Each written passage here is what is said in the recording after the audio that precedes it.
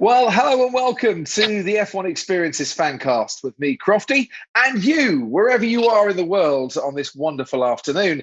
We're talking Formula One for the next hour with 8 very special fans online, and we welcome your company as well, because without you, the fans, what would Formula One be? What is a fancast, you ask? It's basically a podcast with fans. See what we did there?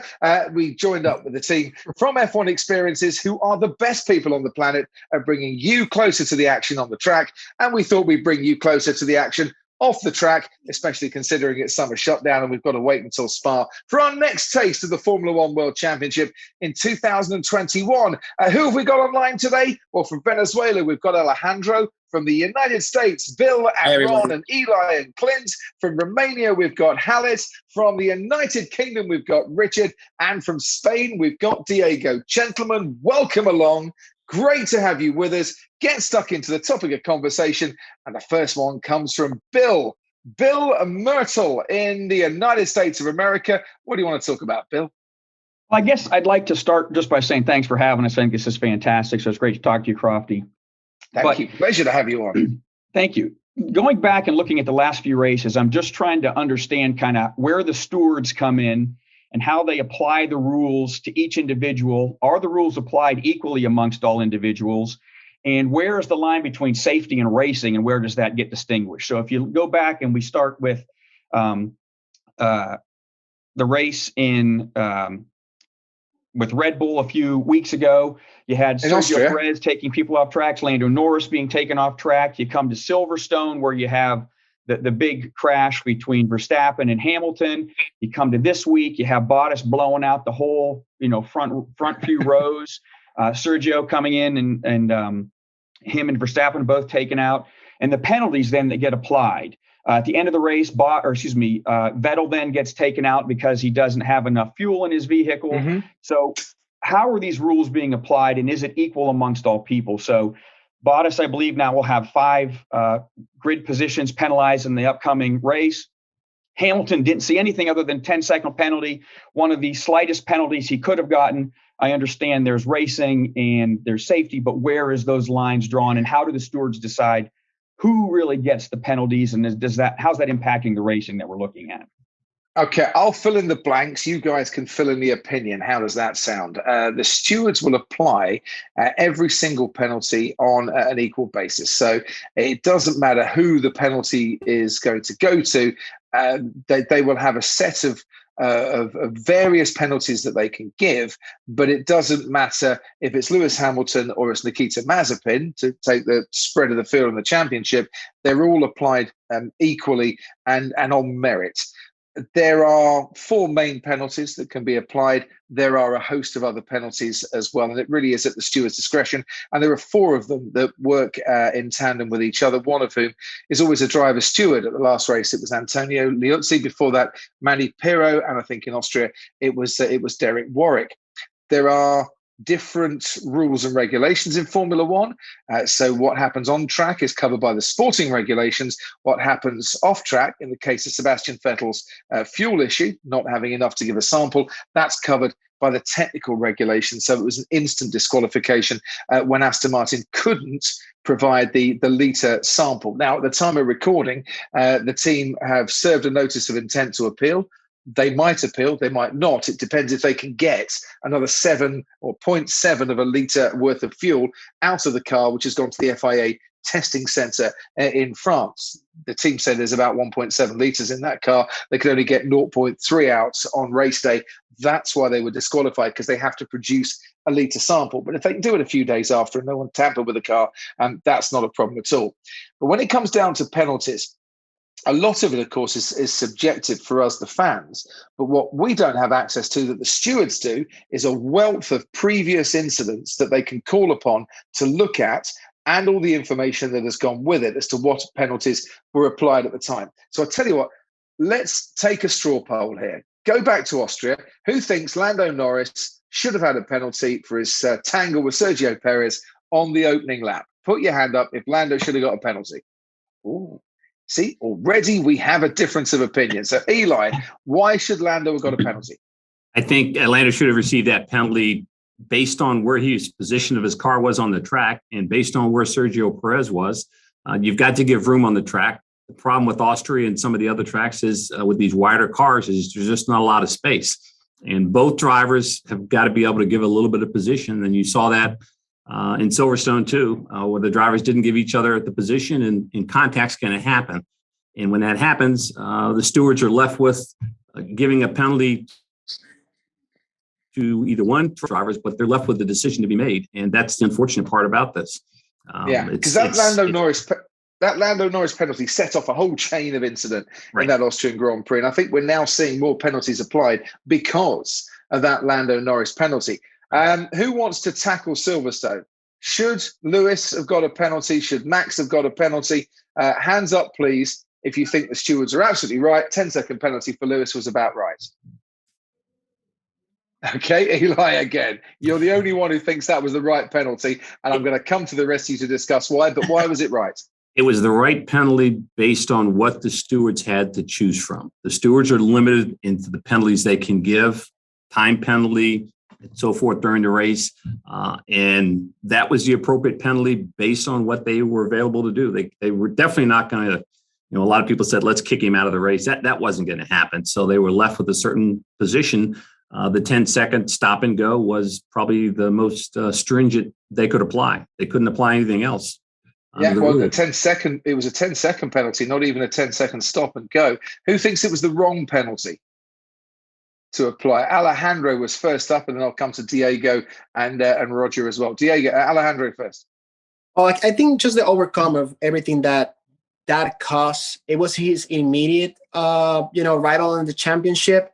And I believe that it was the wrong decision because, for my point of view, you open a Pandora box. So the outcome what the outcome was is just the immediate rival got disqualified, and that was kind of an advantage. I know he didn't do it on purpose. I believe he didn't do it on purpose, but then, I mean, it's kind of it doesn't open a Pandora box for the future. The decisions that teams are going to make and the drivers while they drive. Okay, so can I afford to have a 10-second penalty and I'll take my immediate rival out? Do you see what I'm coming from this? It just opened a Pandora box of decisions that maybe in the next 11 races teams can make. It's a very cynical mind you've got there, Alejandro. But yeah. This is This is Formula One after all, and I'd rather get the feeling Diego's got some sympathy with you there. Diego. Yes, I completely agree because it opens up a lot of possibilities.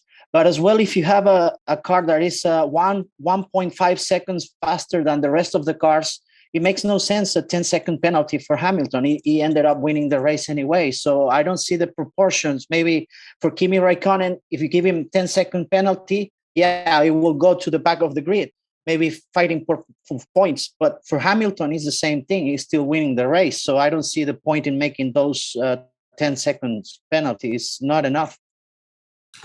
But surely the penalty should be dished out on the severity of the incident. So if a driver has been extremely dangerous or casual or careless with what they're doing, it should be more of a penalty. If it was slight contact, and I have to say, I still think it was a racing incident, but if a driver is just given it slight contact, does he really deserve to be sent right to the back of the grid just because he's got the fastest car? Bill, you were nodding your head. Let's come back to you. Well, it's, again, it's a fine line. And that's the thing is where do you threaten the integrity of what the drivers want to do and how they get on the field and run. But at the same time, there's no bias here either. So please don't take that. Well, I didn't want to say, Bill, but you brought it up, sir. You brought it up. Yeah. But I do think, again, the 10-second penalty for Hamilton, that's the second most lenient penalty he could have gotten outside of a 5-second. And were there other things? Could it have been grid places in the following race? What's the course? You don't want to discourage him from racing, but at the same time, he did take a race car driver out. It ruins Verstappen's run. Bottas last week or this week, in essence, put Mercedes both ahead in constructor points and Hamilton ahead in the driver's point. So it's like, it gets hurt. It's a sticky wicket. It certainly is. Oh, cricket analogy from the States. I love that. That's fantastic. I want everyone to have a say on this one. So, Clint, you're next. I mean, I'm a diehard Verstappen fan, but I think it was a racing incident. I always try to ask myself if my guy was the one who was causing the accident, would I feel the same way? So I thought I was not on purpose, and I thought he should not have been penalized myself, Hamilton. To me, Lewis knew he had to get past. He was going to give it absolutely everything. Did he want to take Max out? No, he just wanted to get past him. I'm going to go to now. It says Roger on the screen, but Halit, is that you in Romania, or is it Roger? Roger, I'm in America. Oh, you're in America, Yeah. right? You see, because I haven't got a Roger on my screen at all. Okay. I've not got a Roger. This is good because you joined late, sir. Right, introduce yourself. You're obviously a Lewis Hamilton fan. Tell me what you think of the incident. Thank you for having us on, and hi guys, everybody. I think it was a genuine racing incident, and there should be no penalty. And if it happened vice versa, I will agree with the same thing, because even if it was Max that hit Lewis and Lewis went out, it would have been a fair battle. So I don't think a penalty was needed. And so, yeah, I guess what happened, they decided to give a penalty because of the uproar it caused because of the big shunt at the end there. So we just have to take it and go with it. It's all good. It's part of the motor racing. Well, so, yes. You're definitely on Toto Wolff's Christmas card list with that one, Roger. I like that. Meanwhile, probably not on Toto Wolff's Christmas card list, but trying to get on Christian Horner's, Richard, and then we'll come to you after that, Ron.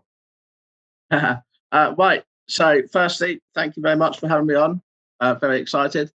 I think I'm with you on this one. I thought it was a racing incident. First, that it's the British Grand Prix. There is desperately wants to win it. Neither of them are going to back off. They're not going to slow down for each other. So I think it was a racing incident. But what I do seem strange, what doesn't seem right, fair enough, he got a 10-second penalty. Mm-hmm. But should he have then gone on to win the race, having a 10-second penalty? Maybe should have been given a little bit more. Mark Webber won his first Grand Prix after serving a penalty mid-race as well. So it does happen. It just happened to Lewis on this one. The trouble is, can you retrospectively apply a penalty just because someone's going to win the race? That doesn't seem fair either. Ron, you look like a judge, sir. You look like you are the right age to have all the wisdom and experience in the world. So you get the final say on stewards' decisions that have happened recently. After watching the many races in person and on TV, I'd have to look at that and say, basically, it was a racing incident. I think they were both at fault to some degree. Penalty, I go, well, I don't know. Maybe they both should have gotten some kind of penalty because I think they were both at fault. Each one could have backed out and given the other space. But I go, you look at it and it's racing is racing. It is what it is. And things like that are going to happen all the time to one degree or another. So if the guy gets his car smashed up, it could have been Lewis's car that got smashed up. So to me, it was a racing incident, maybe not even a penalty for both of them. Just let it go and let them get on with the job. I think because if you keep giving penalties, you're going to get some of the drivers that are way down at the bottom of the pack going, geez, I have to be real careful here. I don't want to wreck this car and have the wrath of the stewards or the wrath of my owner come back at me. So I think it doesn't do any good for the sport totally to let these incidences be blown out of proportion. Very good point, Ron. If I'm ever up in front of a judge, I want it to be you. I love the leniency on that one. Thank you. I thought once upon a time, in the near time, that is, we were meant to be letting drivers race, and we weren't trying to give them lots of penalties, and we wanted to see action on the track. When it happens on the first lap, to me, you're hard pressed to give a penalty. I know it's happened recently, but that's when a lot of the action happens. I want to see drivers racing. I want to see drivers racing fair, which I think in the main they do. And if they overstep the mark from time to time, the stewards need to come down on it. But what I do know is that in race control and in the stewards room, they have all the data and past incidents and precedences that have been set, way more than we have in a commentary box or you guys have back at home. And it's rare that they make the wrong decisions, I think, in that one. I think the stewards do a fine job. Ron, while we're talking to you, what's the point that you want to make on this fine afternoon?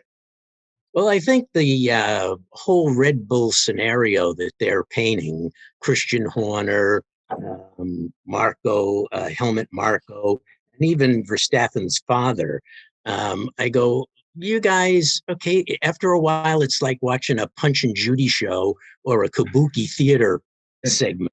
I go, it was an accident. Let it go. This harping that we're going to take them to court and that we're going to do this, we're going to do that. They should have been fined. And even the latest incidents with Bottas, they're going to make a federal case out of it. And I go, it goes back to the thing, racing is racing. You can't get away from these accidents. They're going to happen. Now, it's regrettable that it's going to cost you millions of dollars to fix your car, but maybe the FIA or the team should have thought about these accidents happening, and there should be some kind of slush fund per team for repairs that don't affect your overall budget, because it is a significant blow to everyone. But I think having everybody make a federal case, and to me, Red Bull comes off as a bunch of crybabies on this. It could have easily been Hamilton's deal, and he could have wrecked his car. And I don't think you would have heard the same amount of boo-hoo, boo-hoo. I don't know whether Horner gets that from being married to a successful star that, he wants to make a theatrical production out of this. But he's getting tips from Jerry on theatre. Right. Yeah. I go, just let it go. Yes, you can have your say, but it's constant, drumbeat, legal action, fines, suing. It just gets, to me, it sends the wrong message for the sport totally, that you just let it go. Right, Judge Ron, let it go, he says. A case for the defence. I've got Richard, Clint and Bill all lined up as Red Bull supporters here. We'll start with you, Richard, then we'll come to Bill, then we'll come to Clint. Should they let it go? Have they been too over the top? Richard first. Yeah, I think they've been a little bit too over the top. It does seem a bit silly, as you said, Ron. It is racing. These incidents are going to happen. You are going to get accidents. It's just one of those things in racing, and I do think that Christian Horner is being a little bit over the top. Bill, what do you say? Well, I think if you look at Christian's behavior over the years, he has been very vocal. The driver's on the track running the race. His job is to do everything off the track, right, and work and manage the team and everything else. He's going to explore every opportunity he has to ensure that his team has the best outcome. And if that is appealing, if that is going to the FIA, raising his hand and calling a stink, whether it was a few seasons ago on the brake ducts and the things that the other teams, however these things are coming about, he's going to be the one who's going to raise their hand to ensure that there is somewhat parity amongst those things and the teams are running even. So I think Christian is just doing his job. Now, can it sometimes be, I think it's probably maybe over publicized or over pushed because it's a story, but I think he's just doing his job to the best of his ability, and he wouldn't be doing it if he wasn't raising his hand and putting these objections in place and saying these things. Sticking up for his man. Clint, what do you reckon? I mean, this is the first I've heard about any kind of lawsuit type outside of FIA discussion. I think that's totally wrong. I mean, I think it was a racing incident. I think that, a few of my friends here locally, this is the first time they've actually talked to me about F1. So I'm thankful that Max wasn't hurt.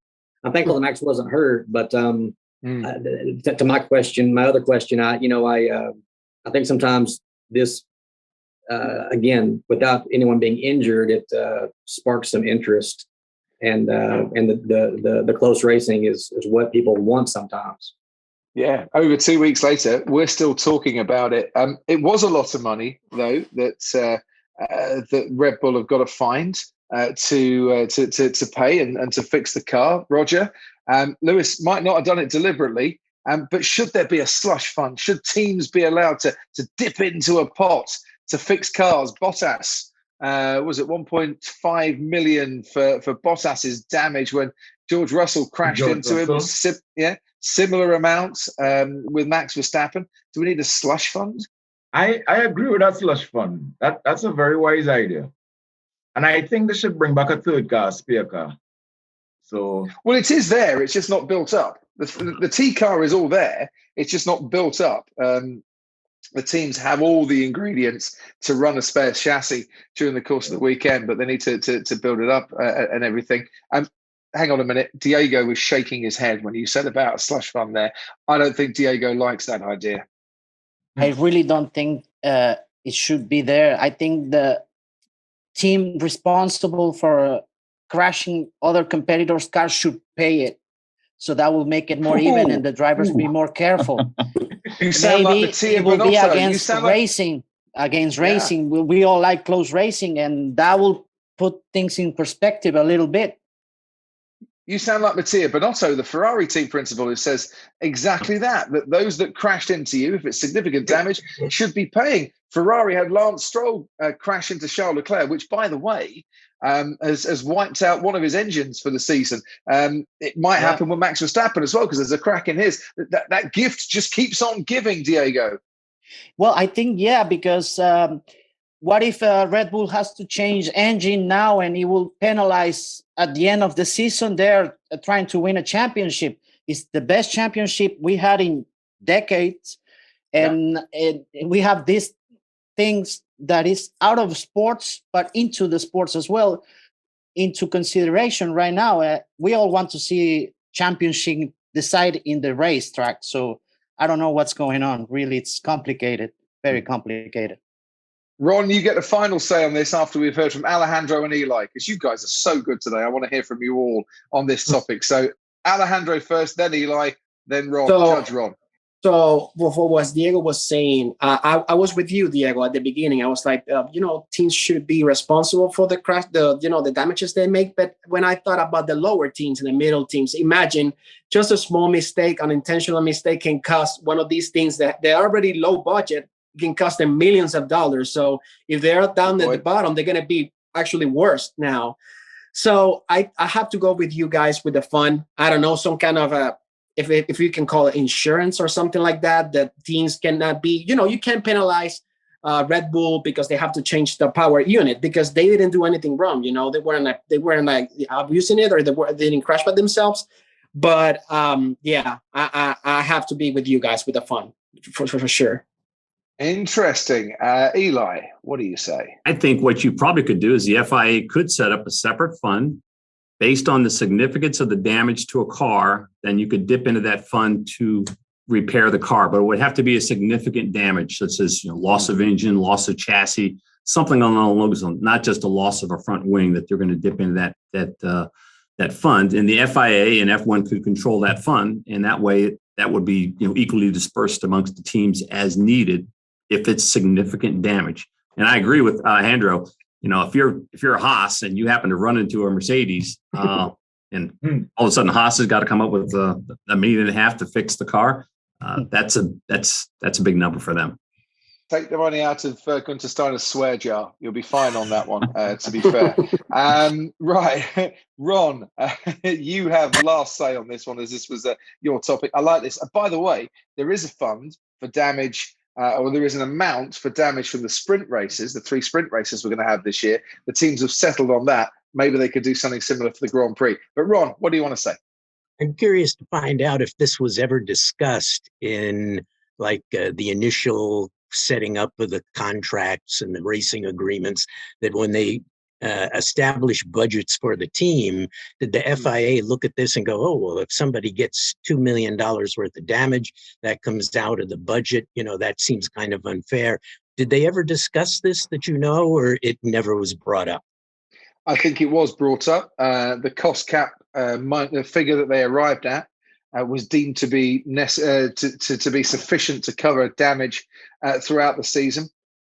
I would imagine that if you get a lot of crashes affecting the same team or car, that'll put an end to the cost cap in about 2 or 3 years, to be fair. And if you say, I'll pick a figure out of thin air, you incur $8 million worth of damage during the course of a season because of various crashes that were not your fault, that will be a reason to either find a way to introduce money in the future, or it'll be the end of the cost cap. Trouble is, if you give teams a license to spend more money, they'll find reasons why they have to do it and why things have been damaged beyond their control. You know, what you're essentially saying is that we should trust the 10 Formula One teams to do the right thing at all times. And as we all know, that is not always the best course of action, because quite rightly, the teams are out there trying to win at all costs. And that's why we love this so much. Right. Where should we go now? Roger. I'm going to use Vettel as an example. He was disqualified because of fuel. My opinion is that the team should be fined instead of disqualifying the driver. The driver drove his heart out to maintain his place and then lost it all because of a fault of the team. How much would you fine him, Roger? Well, seeing Formula One is so expensive, I would say like $100,000. That should be a good little spanking for them to realize. $100,000. Right. Okay. So you're gonna run with lighter fuel in the car, $100,000. Now, bearing in mind, the less fuel you have in the car, the less time penalty you will get in terms of your laps. 10 kilos of fuel is about 0.3 on there. There might be the odd race that teams say, right, fine, we'll pay the 100,000 because we might just need that extra litre of fuel to give us a push to the line there. You know that bit I just said about trusting the teams to do the right thing at all times, Roger? Yeah, you see, you're a trusting man. I love you already, right? But there's no place for you in Formula One. They'd be like, Roger, he's a trustworthy man. No, we'll just take some more fuel out. Not a problem. I know what you're saying. It's a really hard one, this. When something the team does affects the drivers, like an unsafe release, for instance. Yeah. But it is a team game. It's a team sport. You win as a team, you lose as a team, and every member of the team has to play their part. Now, I'm not saying anything was untoward at Aston Martin and they didn't play their part. I think that fuel, as far as I understand it, is in the car. They just can't get it out at the moment. But it is a team sport. So you've got to leave those team penalties in. It's like grid penalties, isn't it? We don't like to see them. We don't like to see McLaren drivers pick up 400 places worth of grid penalties during the course of the season, but the engine's part of the car and it's part of the team. I'll just get a couple of you to talk about this one. Diego, you were quite animated, sir. Yes, I was thinking about this. Maybe you can take constructor points, out of the teams instead of penalizing the driver, because we all know that's where the money is for the teams, right? The constructor championship points. So I think it might be a good idea, because right now, for example, Valtteri took out Norris, Verstappen, and Perez. Yeah, there are 3 competitors in front of him, and now he's going to get a five drop positions. Yes, but he's going to be able. He's going to be able to make a lot of points on the next race for the team, and maybe Red Bull lost 25 or 35 points the last race. So I don't see that's, maybe should be a balance over there. Instead of penalizing the drivers, just deducting constructor points for the teams. Maybe that would be a good idea. Okay. You find beautiful, esteemed people. Hands up if constructors' points deductions are the way forward sometimes. Do you want to put your hand up for this one? Yeah.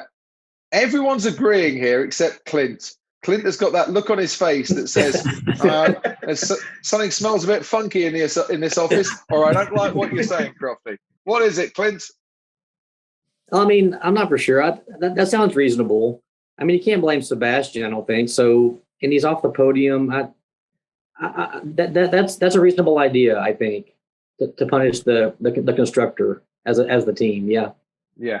It's been muted. I'd like to see it coming. I must admit, we don't. But then again, the drivers. See, when I say that, then I think, but the drivers might have benefited and got a podium for something that wasn't quite right. And the team have been punished, but yet the driver still gets the podium. And in this case, shouldn't Carlos Sainz deserve the podium because they did everything right at Ferrari? It's a tricky one. It really is.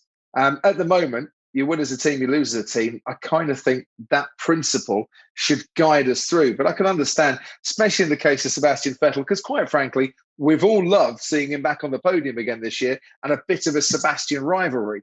He's got more points than he did last year driving for Ferrari this time around in Aston Martin. And I think that's good for the sport. Right. We have got one more topic to bring up before a little break. My point, I'm going to talk about the new qualifying sprint races, which they brought in. And how do you think Silverstone went? Do you think it was a success? I certainly did. Were you there? I loved it.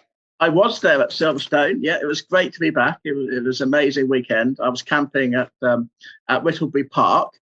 Nice. I know you've camped there before. I thought it was fantastic. I love to see more races, and we weren't sure exactly what was going to happen. We weren't sure whether they were going to go for it or whether they're just going to hold position and think, let's keep my position on the grid. But I thought it was great. I thought it was brilliant. And I honestly think that before Silverstone, I thought it was worth a try. Anything's worth a try sometimes. And I think the concept of a sprint, and we're not Jean Todt here, we're not bound by FIA regulations. Let's call it a race.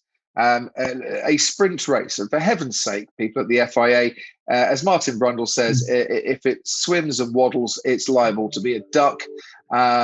So this is drivers racing. It is a race. And we should call it a race. And the FIA should stop telling us it's not a race. Either way, I thought Silverstone was amazing. It was a brilliant weekend for many, many reasons. I loved Friday qualifying. In the sunshine on Friday evening, everyone had a brilliant time. Lewis won qualifying. George got in Q3. The fans were very happy with that. I personally would like to see that then form the grid for Sunday's Grand Prix, because it means that qualifying, you have your sessions and then someone wins. It means something. You get pole for the race. And I personally would run a sprint race as a separate world championship. This is just me banging on about this time and time again. Now, whenever I do this, I get told by various journalists and team members, oh, no, it gets too confusing for the fans. So, fans, hands up, who would be confused by a Formula One World Championship one day and the day before it, a Formula One Sprint World Championship? Would you get confused by that at all? Oh, right, brilliant. I'll take that back to the teams and tell them that they're rubbish then. Or it's rubbish, I should say. No, I loved it, Richard. I thought it was superb. It needs a few tweaks, but I think they're here to stay. Who didn't like the sprint format at Silverstone? Oh, this is getting even better. Oh, Alejandro. I mean, not that I didn't like it. I actually love it. Like all the other guys say, it's another race, another extra race for the weekend. The thing is, I think they will have to change the point system so drivers know, okay, so this is a race and I'm risking, 1 point if I get 10 or whatever. I don't know. Because, we only saw Verstappen and Hamilton, which was amazing. That fight at the top. But the other guys were, and Alonso and with his start, of course. But the other guys were like, why risk this? I'm not risking any. I'm not winning anything. So I think that's one thing. They should give more points away. And also, whoever did the pole position, who was Hamilton, should have kept it. He was the fastest. I know that the rule says that whoever starts from the grid is the one who gets the pole position. That's whoever starts first. But, I think, I think the pole position should still the pole position, And like I said, add more points to up to, I don't know, to 10th place or something like that for the sprint race. Yeah. Whoever starts the Grand Prix first is on pole. That's what the regs say. That's what I always take.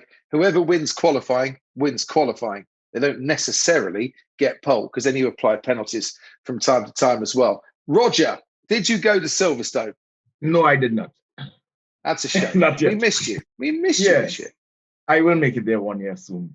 Good man. A question. What about for that sprint race if they swap slowest car first, fastest car last? Ooh, reverse grids. Yeah. See, I love it. I love the idea. Sprint race. I love the idea. So here's my theory, right? I'm going to share this with you really quickly. Reverse grids, sprint race, world championship. Yeah. £50,000 a point, £50,000 a point, right, to the drivers. So 20 points and down to 1 point for last place. Half of the money goes to the drivers, half of the money goes to charity. Very, very simple. Get it sponsored by a big company, raise loads of money for charity, have some fun on a Saturday afternoon, sprint racing. And we'll find a sprint race world champion. Yeah, that's and you can take the finishing order from the last race so that the person who finished last the previous race gets to start on pole or at the head of the field for the sprint race. So, after a weekend in Hungary, for instance, it might be quite nice for, I don't know, who would start first? Who was out first? Lando Norris, because you can't give it to Valtteri Bottas because he started it, and you can't give it to Lance Stroll because they both got a penalty. So Lando Norris would start at the front. Just have a bit of fun on a Saturday and give us some more racing. Look, it was a success. People loved it. It will get tweaked slightly. We'll see it again in Monza. And then if we go to Brazil later in the year, I think we'll see it in Brazil. And if not in Brazil, we'll see it in one of the races around that time of the year, because the calendar might still change a little bit. Right. Alejandro, what do you want to talk about this afternoon, sir? All right. So I think one point that I want to bring is the new regulations for next year. All of us, our fans, are so excited about how racing is going to be next year. And everybody keeps talking about all the positive things that are coming. Cars are going to be simpler. They're not going to throw a lot of dirty air in the back. But have you heard any challenges that teams might encounter next year? Because all you hear is just great things. Cars are smaller. They're going to be more race things and stuff. But I don't know. I haven't heard anybody saying, this thing might affect something or whatever. Like, since you are inside of the F1, can you tell us more about it? Everything is a challenge for the teams at the moment on the new cars. The new regulations are drawn up to put more influence and more effect on ground effect, and to stop that dirty air, as you see. I would imagine the teams will find ways to claw more and more downforce back. They'll be very clever about it because they've got some very clever people working for them. They'll come up with some weird and wonderful designs. It won't look like the car we saw at Silverstone that was released by Formula One, and there is a model for us. And I still think that the ambitious targets that have been set won't quite materialize, and we will see a little less of the effects of the regulations coming in, i.e., the teams will still come up with some ways to make their car stick to the ground better, which will give us more dirty air. That's just my suspect. I have to say, I haven't heard anything about who's got the best car, who's got the worst car, who's looking great on the simulation, who isn't looking so great on the simulation, because the teams are really tight-lipped about it, as you can understand. My worry would be that someone's going to get it absolutely spot on, and others are going to struggle. And a grid that is concertinaing a little bit at the moment in terms of teams' performance will start to widen out. But let's hope that that's not the case. It is often the case, though, that just before a big regulation change, we have the best season for a while, and then we go into a regulation change and someone absolutely cracks it. But as long as what we see next year gives us close racing, doesn't have to be loads of overtakes, but close racing, that's what I want to see. Drivers given the ability to get closer for longer. But it's really weird. Hungary is the second hardest track on the calendar to overtake. If you look at the statistics, and if you look at the data coming from the teams, and even though we didn't get a huge amount of overtaking on Sunday, we have one of the best races in a long, long time, because actually they could follow quite closely to each other. And maybe also because some of the leading contenders were towards the back or out of the race.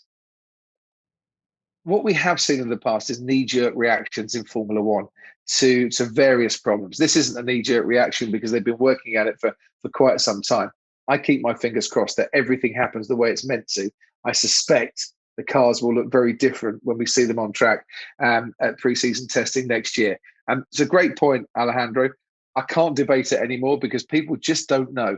And that also is quite exciting as well, because we want to see the new cars. Hands up if you're excited for next season, though. Oh, yes. Yeah. Absolutely. Yeah, Yes, Clint's sir. just got a bit of a delay, I think, because he was like, yeah, "Yes, I have. Yes, absolutely." No, I'm excited, and I hope it changes the pecking order a little bit, you know. But at the moment, Ferrari have fought their way back into it. McLaren have fought their way back into it. Red Bull have fought their way back in and above Mercedes. And Aston Martin, you know, are there and picking up the pieces. Alpine have now won races. Williams have scored double points. This is what we kind of want to see in Formula One. Yeah, just keep the cars the same for a few more years, I say. And then we don't have to spend quite so much money. Great point, Alejandro. Let's move on. Who have we not heard from so far? Eeny, meeny, miny. Eli, what's your point you want to make, sir? I guess my point is we've talked in the past about bringing another tire manufacturer. And the minute everyone talks about bringing a tire manufacturer, they say it's going to cost us a fortune of money to bring in another tire manufacturer. I 100% disagree with that. And the fact is, right now, they limit the amount of testing you can do to begin with. So if you bring a new tire manufacturer in, you put them in the same position. You have a limited amount of testing to do for the teams. They can set up the mule cars, as they say, and do the testing there. But I think both of them would still be bound by what goes on with the FIA regulations. A lot of people, in my opinion, don't understand that the FIA and F1 basically tell the tire manufacturer, this is what you're going to do. Pirelli, this is what we want. These are the confines of the tire, and this is, you can't go outside these confines. So this is the tire we get. They do some development to it, but basically it's got to stay within this scope that document that they're provided with. And I think if you brought another manufacturer in and gave them both the same scoping documents and say, let's see what you can do, I think we would get a little bit more competition and get back to the days of the past when certain circuits lend themselves to one manufacturer versus another manufacturer. And if people get a little tired of that, maybe after 2 years, you say, okay, we're now going to do a drawing every 2 years, and each car manufacturer comes in and picks from the drawing, and maybe Mercedes gets tire A 1 year, and 2 years later they get tire C, and you get the switching going that way. So no one gets that big advantage. It's not like Ferrari had when they had Bridgestone and so forth years back. Because that is the worry. Ferrari had Bridgestone, Renault had Michelin. The tires were kind of designed for their cars, and everyone else had to, well, like it or lump it, really, as to what they had. Who wants to see another tire manufacturer in Formula One? Right, Bill, you were straight up with that. Ron's now gone from judge to, what's that, mermaid, fisherman? I'm not quite sure. In between. Oh, Ron's on the fence. I like it. Like that, Ron. Bill, you had your hand up first. Yeah, I think historically, you go back and look, you know, the old days, you had Firestone, you had Goodyear, the two big brands that were shootouts every year. There were competitions between which tire compounds are going to be better, how the racers ran on those, that's the selection process. I think that brings a whole nother dynamic back into the system. You know, the adage, right, the tires win a race, that still applies. But in theory right now, everybody in theory they're running on the same compounds, the same tires. There is no differentiation between that. All the tweaks they do to the cars, shouldn't they be allowed to do the same thing with the tires, the compounds they're running, as long as they're in specification? That adds a whole nother dynamic to the race. You go back a few races ago, right? We had all the blowouts on the left rear of the tires from the Pirelli had that caused a lot of those. Verstappen got taken out of the race. So I think some of that is good to have stability, but also let's broaden that. Let the people pick. You can pick your powertrain. Let's let them pick their tires too. Bill, that was an eloquent point. Well made. Roger, what do you reckon? I agree with Bill on that. I mean, they need to get those tire companies more involved and have, even if they design the tire to suit the car that the manufacturer that they pick, it would be a great idea to see some different tire strategies out there. With different I should preface that by saying as well, I am biased because my father-in-law was the manager of European Division Goodyear Racing in the 70s. So he was all the guys who raced on Goodyear tires in F1 in the 70s and early 70s. Wow. And he understands tires. That is a very, very intelligent man who understands tires. Whose helmet's that? That's Emerson Fittipaldi's from the 70s. Oh, Fantastic. Fantastic. You Wow. see, and that looks like a normal helmet as well. I always thought Emerson Fittipaldi had a much wider helmet to get the sideburns in. That's his real helmet there. That's the real deal.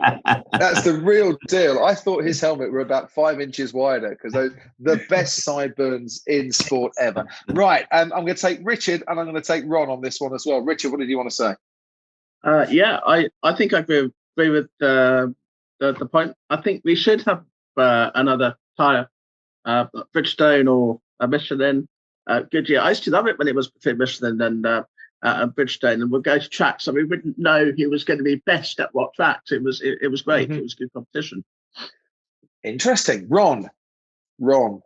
Yeah, kind of in between. It probably might be a good idea to have different tire manufacturers rather than the same old Pirelli guys and have all the teams complain about the Pirelli tires or not the tires that they should be or I want to be. So maybe it'd be a good idea to have different. I often wondered why they just stick with one tire manufacturer and they don't change them out every couple of years or something like that. I'll tell you why. I'll tell you why, Ron. Hang on. No, I have actually. I'll tell you why, Ron. It's all down to this, my friend. It's all down to money. Look at that. Us poor commentators. I figured as much. I figured as much. Do you know, I was looking for a note there. I was actually looking for a note.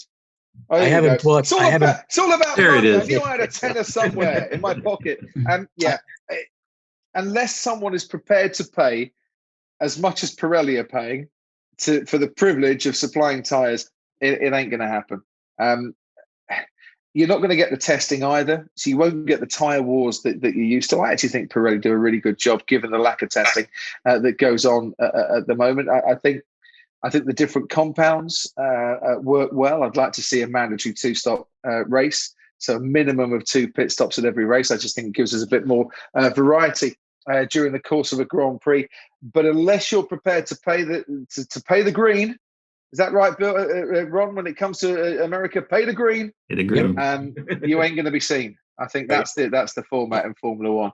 But I'm with you. I'd like to see tyre wars once again and bring back different manufacturers. Right, Clint. I'm going to go all the way to Clint. Now, I don't know what you do for a living, Clint, but I'm thinking that you are Dr. Clint and you're sat in your surgery at the moment with your little certificates of medicine in the background. Yeah, and yes, and you're going to cure patients waiting to see you, but you're like, no, talking F1 first. It could be at the hospital. Yes, yeah. I did carve out this time, but yeah, I'm happy to be here. Well, I'm happy that you're here too, Dr. Clint. What do you want to talk about? So I'm a relatively new fan. Came on board in 2016. Kind of just caught things on television, and then went to Austin in 18. Saw the amazing Kimi win, and did the legend package with one, and fell in love with it immediately. And my wife also, I brought her along, and I guess some of the attractive nature of the drivers and the champagne in the paddock. I mean, she was all in. That helps. Now, aside from her, though, I'm having a hard time getting much traction with some of my bros around here in Arkansas, like getting on board with the sport. So, and actually, I tried to be a Haas fan for the first year or two. I thought, well, here's an American team. I'm going to follow Haas, but that became kind of painful pretty quickly. So, now I'm pulling for Max pretty heavily. But my question is, and this may be an old question, but I've done some reading about the Andretti's and about Scott Speed. And my question is, what are the barriers to putting an American in the F1 seat? And I don't mean unethically or someone who's not deserving of the spot, but I guess what are the barriers you think to this happening? And with Miami coming up, I hope that helps. But I'm just yearning for more traction in the U.S. More. I tease my friends. I say, if I don't check the F1 app, I can safely DVR the race and watch it on Sunday night because there's no risk of anybody ruining it for me. Like there's no, there's no on television or with friends, here in the south of the U.S. So my question what we're going to do about America and a driver. Yeah. Well, what we're going to do, we're going to give you Bill's number and Ron's number, and the three of you can form a little WhatsApp group so that you can actually you can then talk with your bros and your homies on this one. Yeah, and do you want to join in, Eli, as well? I'll join in too. Yes. Excellent. Right, I can join too. Actually, I live in Miami. I'm from Venezuela, but I live in Miami. So all right. There we go. Even better. Right. So Alejandro, we'll come to you in 2 seconds for our last point today. But I'm going to answer this really, really quickly because we are running out of time a little bit. The barriers are young American drivers need to come to Europe to get recognized more as it stands at the moment. You know, go back to the events. You know, he came over from Brazil, raced in Europe, and fought for the F3 championship alongside Martin Brundle. They don't necessarily get spotted as much. That's as much of a fault, I think.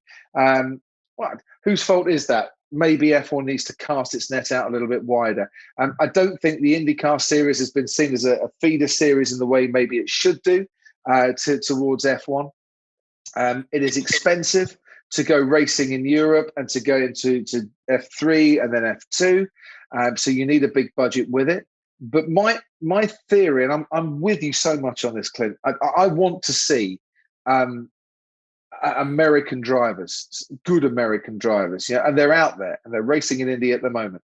And they're coming through the system, but I want to see them given the chance. Because if Formula One is to grow, it needs more than Clint's 5-man WhatsApp group talking F1 on a Sunday. Drive to Survive has been brilliant. It's brought a lot of people into the sport, but you guys want heroes you can cheer.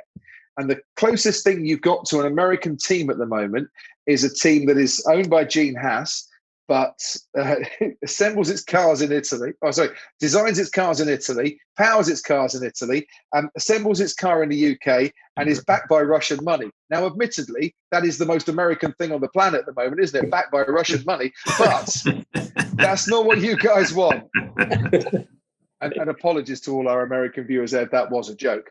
But that's not what you want. You want a proper American team, and F1 needs a proper American team. And we're going to have Miami, and we've got Austin, and we might even get 2 races in Austin this year. So if you don't come down to Austin, Clint, I'm coming all the way to Arkansas to drag you there. I'll be there. Legend package or not, you got to be there, my friend. But we want that fan base is so loyal in the United States, and it is so dedicated to the sport. Let's have some heroes that you can relate to in terms of, that's my man, I'm going to go and cheer for him. And eventually, that's my woman, I'm going to go and cheer for her. Because there's some really good female drivers coming through as well. And in time, I hope they get the chance. So I'm with you, Clint, all the way. And I feel your pain. But hopefully your 5-man WhatsApp group will just do for the meantime while we sort it all out. Right. We have come to our final point. Diego, what do you want to say, sir? Well, I was actually interested in the new regulation with the tires, the 18-inch wheel tires, and I seen George Russell was driving the Mercedes today or yesterday. Yep. So I was wondering if you have information how the time lapse their cars are quicker or slower. I know they had a lot of problems with the new tires and the bigger rims, right? But I was curious about what you think about that. I think they look very ugly. I like the small wheels. I don't like big wheels on the race cars, but I don't know. It's just my opinion. Yeah, I don't like big wheels, and I cannot lie, I think is the song there, Diego. I'm not. No, having seen them on the model, on the car that was unveiled at Silverstone, I don't think they look ugly. I think we'll get used to them very quickly. I'm not sure how much the drivers can see, to be honest. It might change their perception somewhat. I have no data for you whatsoever because I'm not out in Hungary now. I've come back, and it's quite a closed test on that one. But I think it just moves it in line with other series. I like the look of them on the F2 cars that we have. But I have to say, of all the things you could talk about, 18-inch rims was not the answer that I thought I was going to get there. And this is one of the things I love about Formula One. Of all the things we could talk about, there's so many more that we could actually talk about, Diego. Do you live your life thinking about tyres? Are tyres important to you? Because if so, they're important to me now as well. Yeah, they are very important. I mean, I love race cars, and the tires are very important. It's the most important thing regarding traction. So if we have a new car, new aerodynamics, and new tires, it's a complete new game.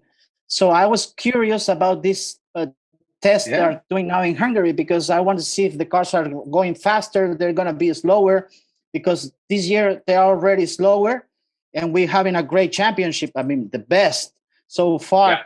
And I don't know how it is going to change for the next year. So if we still have the drag reduction system with the bigger tires, we'll less still have dirty that. air. The cars will be slower next year. I can tell you that. I think the days of breaking lap records are gone for a while. But I don't think that's a bad thing. I really don't. When we first introduced, the regulations and there were quite a few fans get really excited because the cars are going to get faster. We're going to see lap records smashed. I'm like, yeah, but you want good racing. No, we want to see speed. No, but good racing's better. Yes, we want them to be the fastest cars around, but actually better racing is better than fast speeds, because the only one who really gets the thrill of the fast speed is the person sat in the cockpit on that one. So I don't mind them getting a bit slower as long as we get good racing. And we've got some really good racing this year. Quick straw poll. I want to know, because it's going to swing around from race to race to race. What do you think? Hamilton for the championship, put your hand up. 3. Max for the championship, put your hand up. 1, 2, 3, 4, 5. Oh, and I'll do a that. I was about to ask you that. Like, who do you think? But Yeah. of course, you will do something like that. Okay. My theory is that Max is in a great position to win the championship, and his team are backing him. And as he said to me the other day, this is our best opportunity for a long time. If we don't take it, we'd be silly. Forget next year. This is about this year. We've got to go out and give it everything to win. And they're doing that. Mercedes, we know, are looking a bit further ahead. They can maybe afford to lose this title or not win it because they've won so much in recent years. But things keep happening that make it swing round a little bit. And who'd have thought 2 weeks ago we'd be going into the summer break with Lewis Hamilton leading Max Verstappen in the championship? Certainly not me, probably not Max Verstappen, and definitely not Lewis Hamilton. So I think Max will edge it, if you're going to get me off that fence, but there's more drama to come. Gentlemen, thank you. This has been absolutely wonderful talking F1 with you. I've really enjoyed it. We've set Clint up with some new mates. We've now Diego and Alejandro. Yeah, honestly, as our Latin correspondents here, you can talk tyres as well. Richard, do you want us to set you up with anyone? Jerry Horner, probably. I'm not quite sure on that one, but she's already spoken for. Roger, sorry I got your name wrong right at the start. That's all right. I was expecting, Roger, someone from Romania. I got you instead. Yep. Which part of Romania are you in this evening? I am in New Jersey. The New Jersey part of Romania. I'm in New Jersey. And I have a quick question for you, Crofty. Very quickly. By any chance, do you know if they're going to have that New Jersey racetrack set up? No. In the future? I don't think that's going to happen. So we're going back to Miami, Roger. We're going back to Miami. We're going to Miami. Yes. You'll be there. Alejandro will be there. I'll be the host. Nice. Right. In which case, then, we're all going to meet for drinks around Alejandro's house and Yes. carry this chat on, because for now, we are going to have to just shut up. So thank you, everybody, for taking part. Thank you, too, for watching. You can have a go and come on Crofty's Fancast in the future. All you have to do, go to the F1 Experiences website and sign up. Keep watching. We're enjoying the Fancast. We want to talk about what you want to hear. So always get in touch and give us your thoughts. And we'll be back after the summer break. Enjoy yourselves. Take some time off, because the races are coming thick and fast once we get back on the track. Cheers, guys. Take care. Cheers, Cheers. Crofty. Bye. David.